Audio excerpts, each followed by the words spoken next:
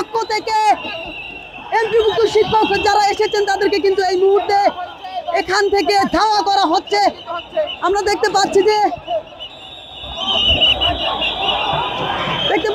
যে সমস্ত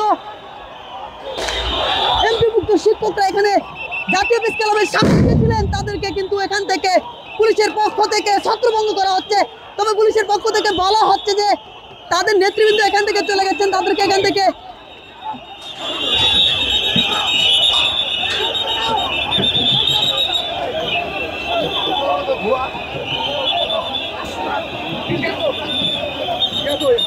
দেখতে পাচ্ছেন সাউন্ড নিক্ষেপ করে মূলত এমপিভুক্ত শিক্ষক যারা এই জাতীয় প্রেস ক্লাবের সামনে অবস্থান নিয়েছেন তাদেরকে কিন্তু ছত্রভঙ্গ করছেন পুলিশ।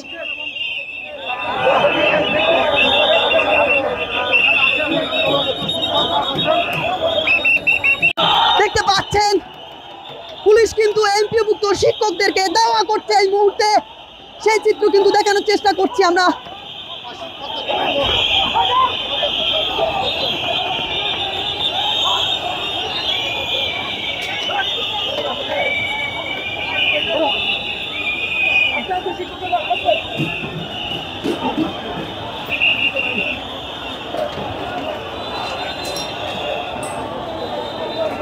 দর্শক, সকাল থেকে মূলত এই জাতীয় প্রেস ক্লাবের সামনে এমপিভুক্ত শিক্ষক এবং কর্মচারীরা জাতীয়করণের দাবিতে, চাকরি জাতীয়করণের দাবিতে মূলত অবস্থান নিয়েছিলেন এবং এই মুহূর্তের যে চিত্র আমরা দেখতে পাচ্ছি যে পুলিশের পক্ষ থেকে কিন্তু শিক্ষক এবং কর্মচারীদেরকে উদ্দেশ্য করে সাউন্ড নিক্ষেপ করেন এবং শিক্ষকদের পক্ষ থেকে ভুয়া ভুয়া স্লোগান দিচ্ছেন। অন্যদিকে পুলিশের পক্ষ থেকে তাদেরকে কিন্তু এখান থেকে ধাওয়া করা হচ্ছে।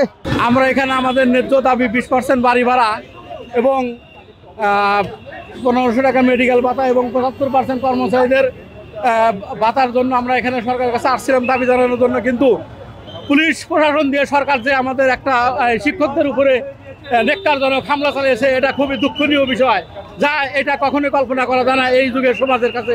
এবং এই প্রধান উপদেষ্টার কাছে আমাদের একটাই দাবি যে সে কি কারণে আমাদের এই শিক্ষকদের উপরে এরকম একটা নেককারজনক ঘটনা ঘটাইলো। আপনারা দেখতে পাচ্ছেন যে আমরা দাবি 20% বাড়ি ভাড়ার দাবির জন্য আমরা এখানে প্রেস ক্লাবে উপস্থিত হয়েছিলাম।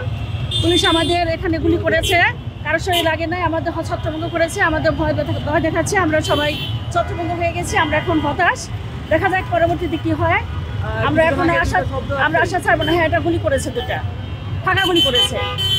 আমরা খুবই আসলে ভয় পেয়েছি, আমরা এই প্রত্যাশা করিনি আসলে।